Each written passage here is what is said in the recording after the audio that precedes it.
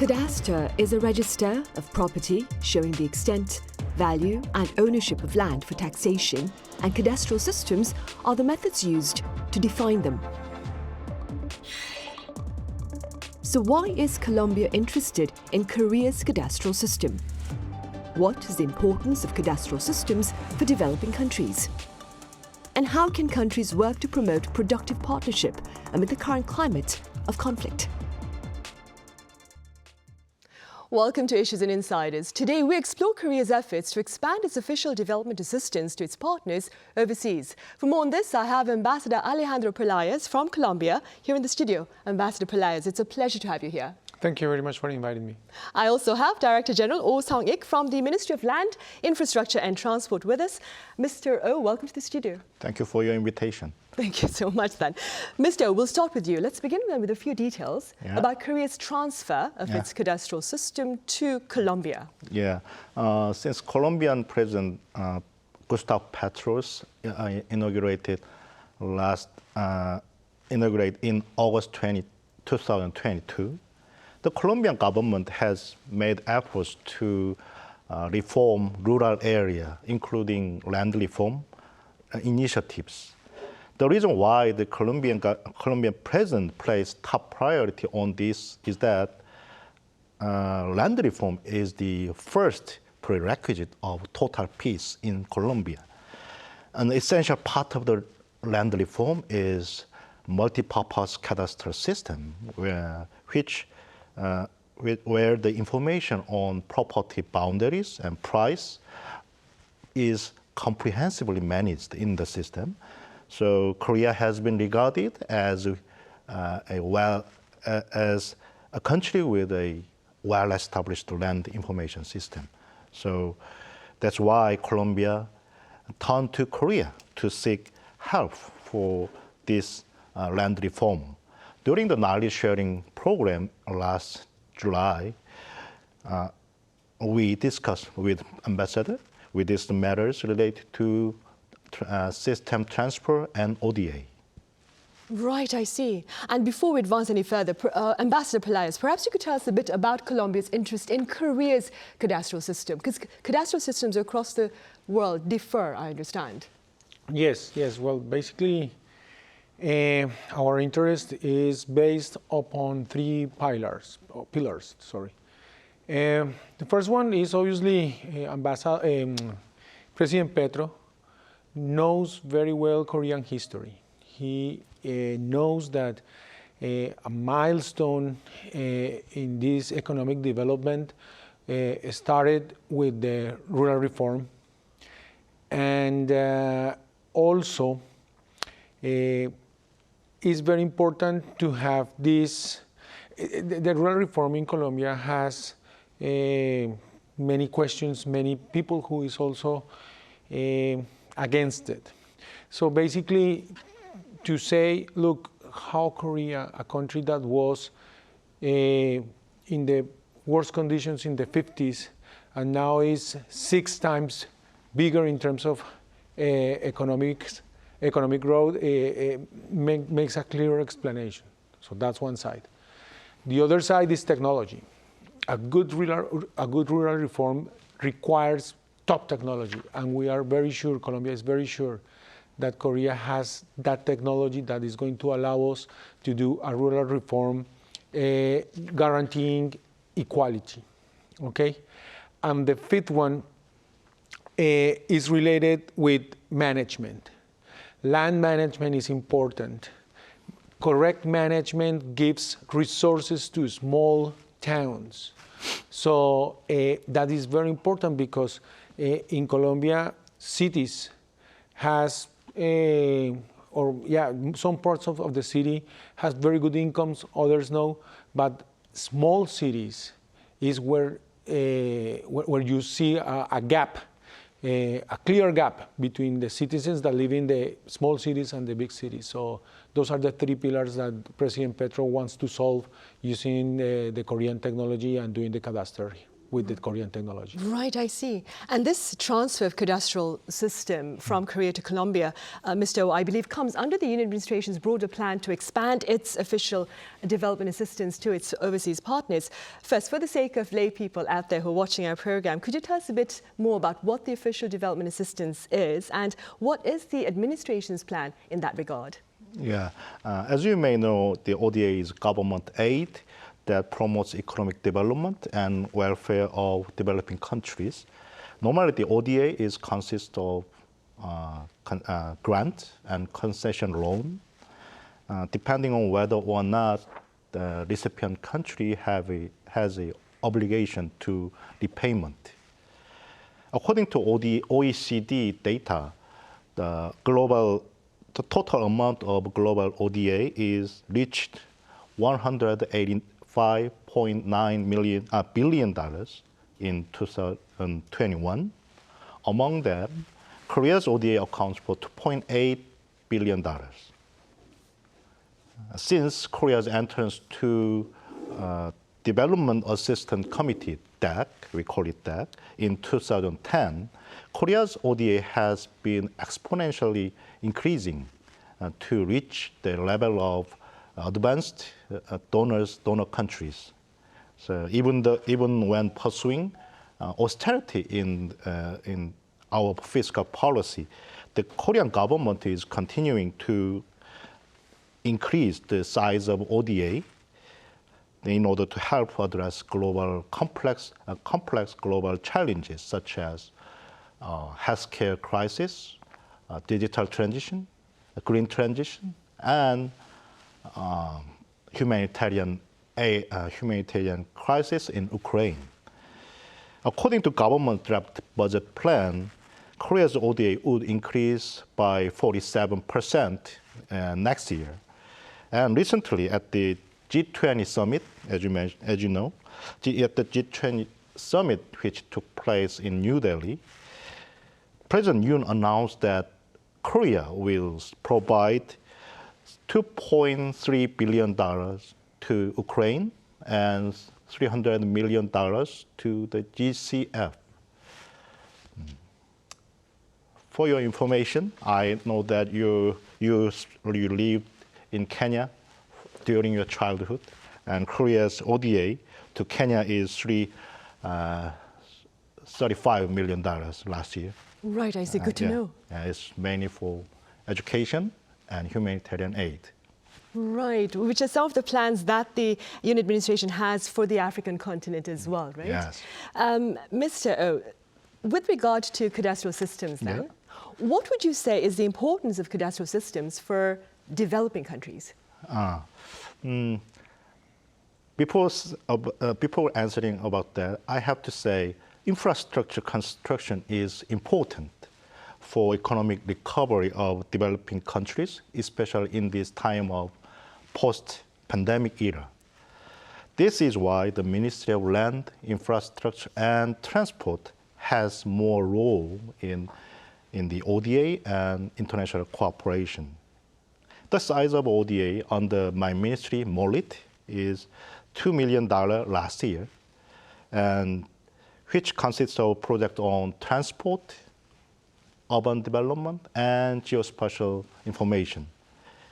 In fact, Colombia is MOLIT's second biggest ODA partner.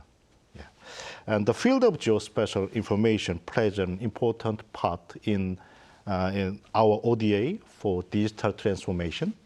We are implementing a cadastral system in Ethiopia with the EDCF, and we built a geospatial information education center in Tanzania. Also recently, I visited the World Bank headquarters in DC and proposed a joint research project on the socio-economic impacts of climate change and policy recommendations using the concept of Korea's cadastral resurvey. Right, I see. Meanwhile, Ambassador Pelaez, earlier on you spoke about Colombia's interest, or the government's interest, of course, in Korea's transformation from a war-torn country to an economic powerhouse. That being said, what other aspects of Korea's development history is of interest to Colombia, do you think? Yes. We are following Korea's example, selecting sectors, for instance, to develop the country. At this moment, Colombia has 15 FTA agreements. Korea is included. But if you see those free trade agreements, the exports in most of them hasn't increased that much. So the conclusion is that the country needs a reindustrialization, and we are, once again, following Korea example, selecting sectors where we can reindustrialize the country and start to increase the value added in our exports, and start to have a much more participation on exports in our GDP, as Korea did in its history. So that's one thing. We selected 5 sectors. 4 of them are related with goods, and the other one is services. The first 4 are agricultural. The second one is healthcare. Third one is what is related with military forces and defense. And the fourth one is energy transition. The fifth one, that is services, is related with infrastructure, because what we need is to have a competitive infrastructure in terms to also have to export these goods to different markets, and once again take advantage of the free trade agreements we have developed. The second part is education. We want to have establish a strong, better relationship with Korea in terms of education, particularly on the IT sector, as well as in the agricultural sector. So it's something that during my tenure I'm going to work very hard in order to strengthen ties with Korea with education. So right, basically those are the right. And on a lighter note, Ambassador Pelaez, what do you suppose has been the impact of Korean entertainment, like its music, its movies, on Colombians' perception of the country, Korea itself? That's a wonderful question, let me tell you. Today, many youngsters in Colombia, I would say that they have the Korean dream, not the American dream, but the Korean dream. Many of them are very well aware about K-pop groups, K-dramas as well. So the Korean culture is closer than 20 or 30 years before. So no doubt that is going to affect positively in terms, for instance, once again in education. Now we are seeing Colombians are very interested to have scholarships in Korean universities. Definitely, when you have this kind of a strategy, you have good results, and Korea is doing very well its job. Right, I see, and I'm sure it's very flattered to hear you say that. Mr. Oh, what more can you tell us about foreign interest in Korea's miracle on the Han River, so to speak, and what is being done by the government to better share this know-how? Yeah, very important question. And the essence of ODA lies in institution building, capacity building, and infrastructure building. Through knowledge sharing and transfers, our experience and know-how can be shared with partner countries. In knowledge sharing program, participants from developing countries often say that they want to know more about Korea's economic development. For example, for the land reform, Colombia wanted to know how much money the government paid to acquire land and method of payment. When the recent administration implemented land reform, the government estimated the land price as 1.5 times of annual production of the land. So in light of this, there is a need for us to make the information on Korea's experience more accessible for foreign countries. And one important way to do so is translate, promote translation related to Korea's economic development, at least into English. I wrote a book, Overseas Energy Investment Korea and Japan, and to share detailed history of Korea's energy security policies.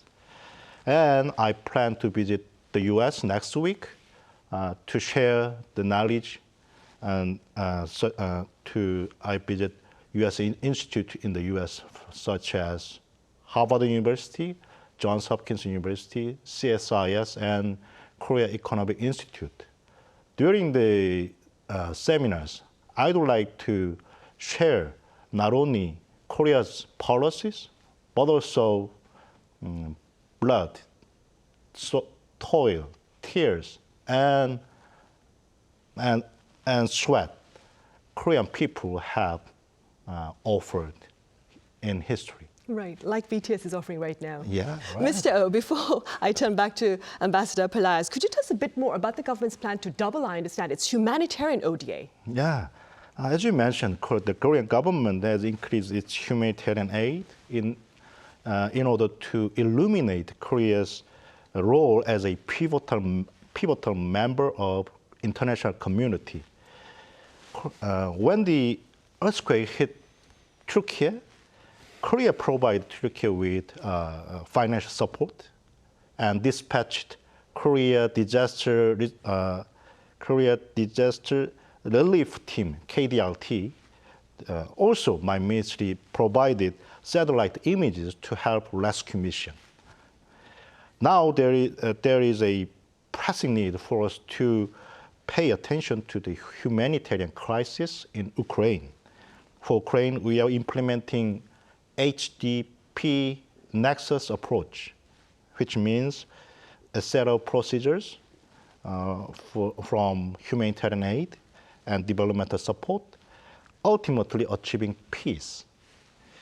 Overcoming economic difficulties also requires reconstruction activities, and I expect that Korean contractors who are highly capable will contribute for the infrastructure building and job creation in Ukraine. Right, and talking about such economic plans, Ambassador Pelaez, what can you tell us about Colombia's broader plan with regard to economic growth? Yes, at this moment, Colombia is trying to position itself as a nearshoring destination. If you see, at this moment, Korea is looking for to be near its markets, but looking for also cost competitiveness. We've seen that we have this possibility to position ourselves as a nearshoring destination in 4 different sectors, which are also related with the sectors I mentioned before: healthcare, agricultural, agribusiness, energy, and defense. That's one strategy. So we are, along with the National Agency of Promotion of Investment, Exports and Tourism, doing different events. For instance, this week we participated in H2 Meet, and we signed an MOU in order to attract investments in hydrogen technology to Colombia and to build partnerships with Korean companies. Also, the strategy is or has another point that is very interesting and very important, that is IT. The IT sector, and put in contact the two ecosystems of innovations is important.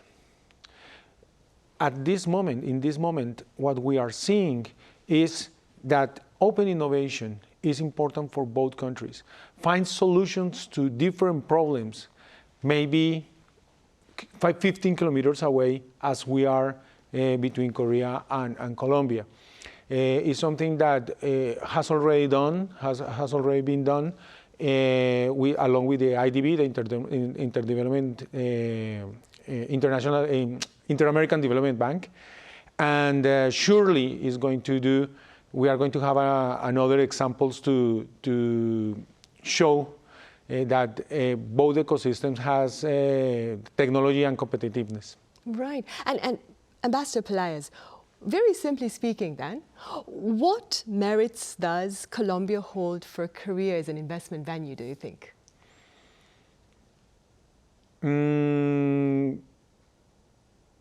For Korean businesses who are looking to invest in your country, what would be one tangible merit?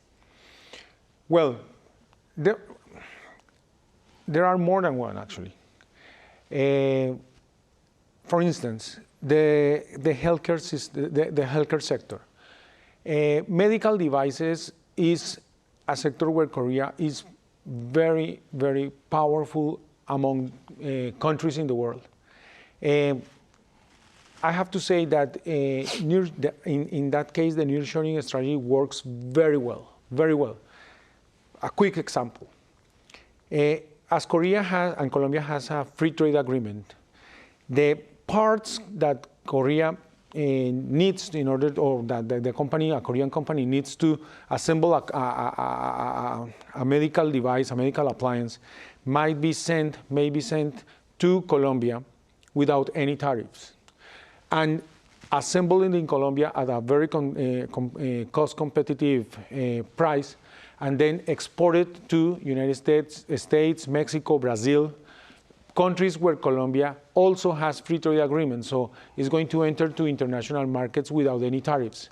So that's a quick example. Other sectors could be, along with the medical devices, cosmetics, for instance, K-cosmetics, vehicles, electrical vehicles, and also electric transformators. Right, I see. And before we wrap up today, Mr. Oh, Director Oh, that is, of course, perhaps you could tell us a bit about the pending tasks for the country in terms of ODA as the Yoon administration seeks a more global role, an expanded role in global affairs, that is.